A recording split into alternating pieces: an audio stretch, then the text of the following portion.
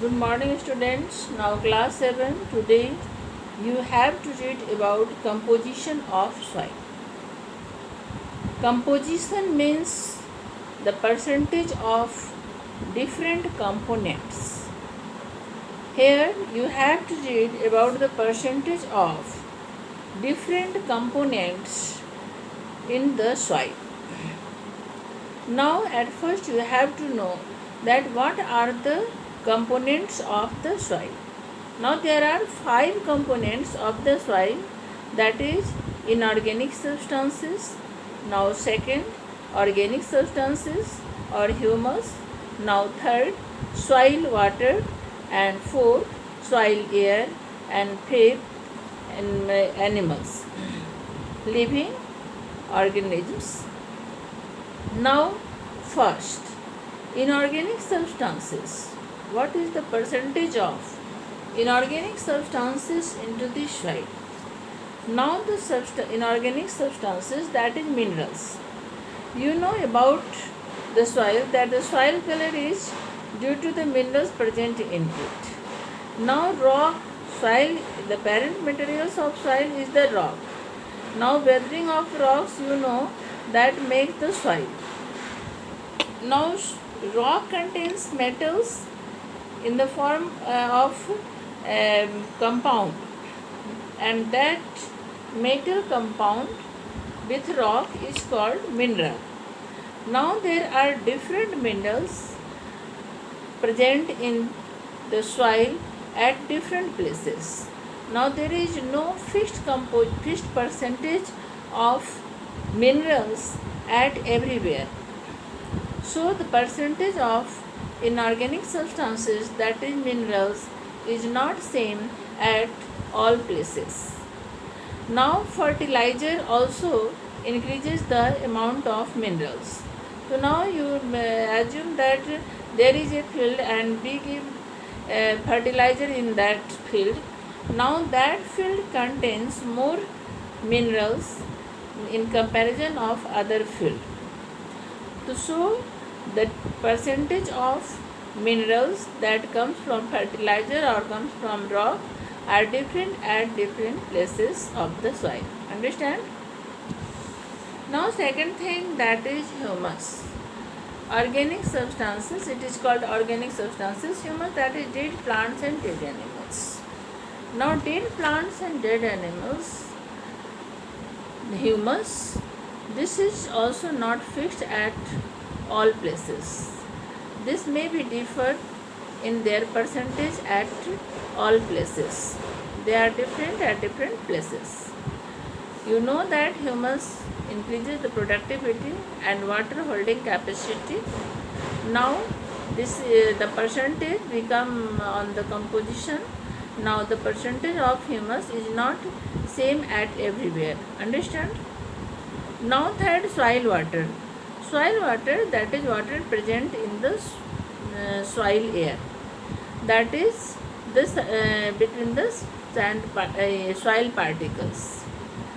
Water present between the soil particles is called soil water, and it is good for productivity. Different crops need different irrigation. Now, soil water, the water present between the soil particles are not same at everywhere. They also differ in their percentage.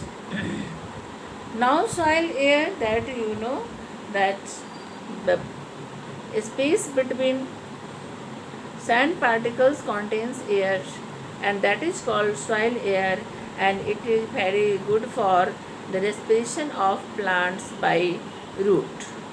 That you know that plants take oxygen from its stem, leaves, and also roots.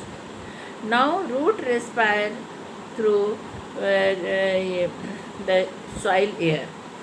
Now, when there is the aerated soil, then the root respire easily and the growth of plant becomes more. Now, soil, if there is sandy soil, then this is the well aerated soil, and in that soil plants takes oxygen from their roots and grow properly. But in clay soil there is no much soil space. That is, it cannot take oxygen from their roots. Now in loamy soil there is intermediate soil space and soil water present. Now in this plants take oxygen from the roots. Now the soil air that is at everywhere, sandy soils are not found at everywhere, not the same types of soil are found. So the soil air is not fixed at all places. Understand? Now living organism. A variety of organisms found inside the soil. They include microorganisms, bacteria, fungi, virus, earthworm, insects, etc. Now earthworm, you know that this is the gift of nature, and it plucks the field. So it is called nature's plough mean. How you know that earthworm eats soil and digests it. After digesting it, removes it as a undigested material. Now soil is removed in the form of a cast and as a coiled mass. That coiled mass is very useful, for soil because it makes the soil fertile. Now earthworm burrow the soil, and its burrowing activity moves mineral-rich soil to the surface.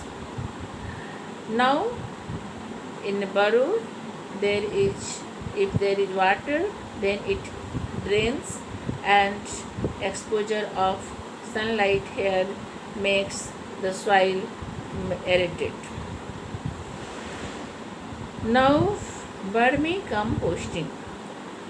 You know that vermicompost is what the compost made up with the help of red worm. If there is husk, cow dung, dead plants and dead materials are kept in a dug, and red worm is kept in that dug, then compost is prepared. And now this compost is called vermicompost, and this process of making the vermicompost is called vermicomposting. Understand? Okay.